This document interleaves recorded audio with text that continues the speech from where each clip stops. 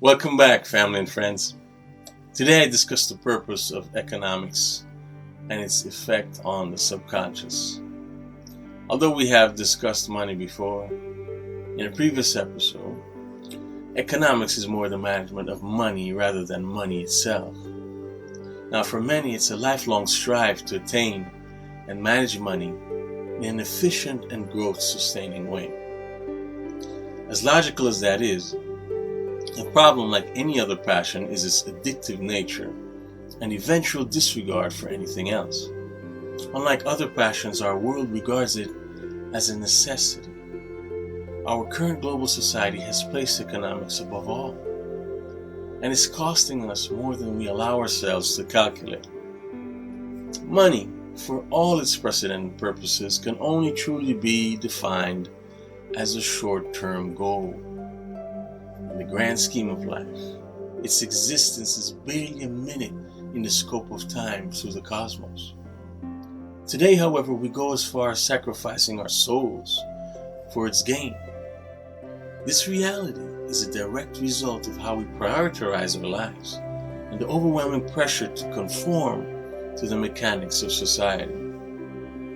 I think it goes without saying that we all know deep down inside that despite all the good money can bring, it should never be top priority. But you say, how, Coach AB? How can that be? How can we ever begin to put money less than top priority when everything else in our society makes it just that? Well, to that I say is the greatest challenge for the minds in our lifetime, and an answer only the soul can provide. As we look at money from a plural perspective, we give it the label of economics, as it refers to affecting more than one person. For example, a household, a corporation, a city, or a nation. This label is used to engage and manipulate the thought process of groups of people in the same social class in the hopes of being efficient. To engage the brain alone is to invite the logic that money and the management of it is needed for survival. However, if we choose to look at things on the grand scale of life and our soul, we realize how very little economics matter in that sense. The goal for those who are still trying to figure it out is to achieve the most of the best for as little as possible, while maintaining sanity and, most importantly, physical health. This requires balance. It requires self-discipline and personal intuition. The same applies for organizations or countries for true success. Conformity and the inability to think for ourselves is the life-draining cycle most subscribe to for financial dependency. Likewise, a country or company that does not consider its effect on the rest of the world. It puts us in a state of mind for comparison and entitlement.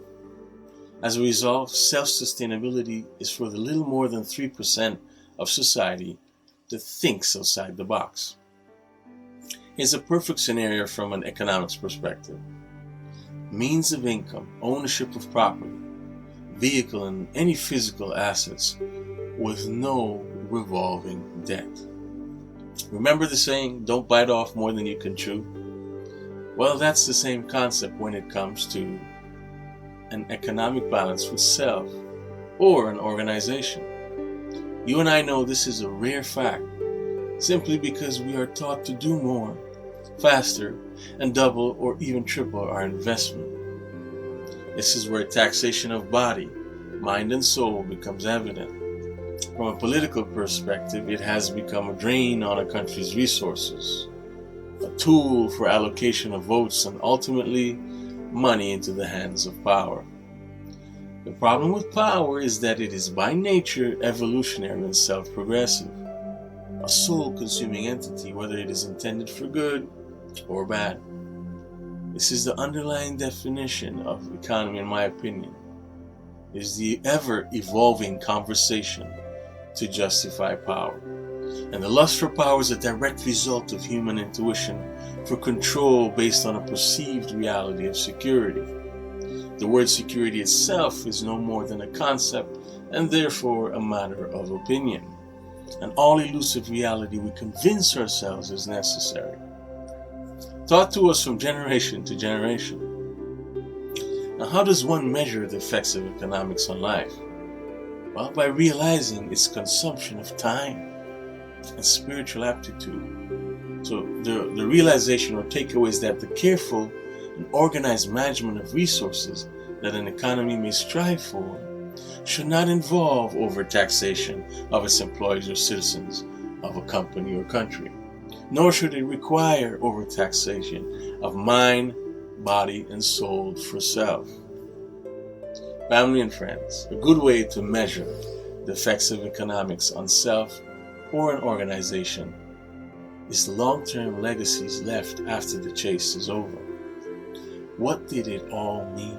And what does it matter for future generations?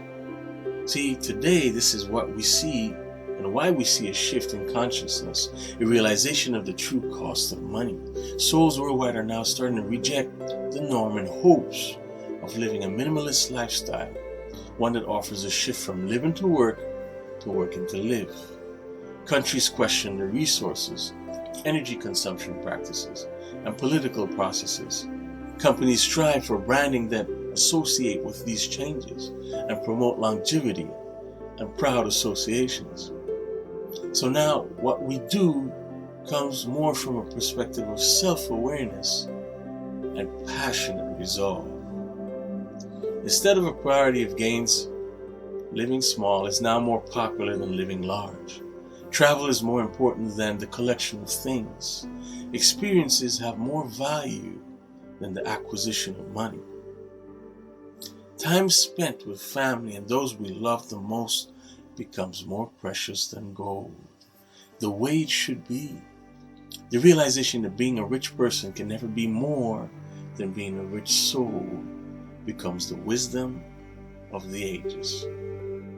With that said, family and friends, I hope and pray that we all continue to evaluate our own economic perspectives, to constantly ask ourselves, what's truly worth it? Stay tuned for my next episode on social sciences, where we tackle psychology.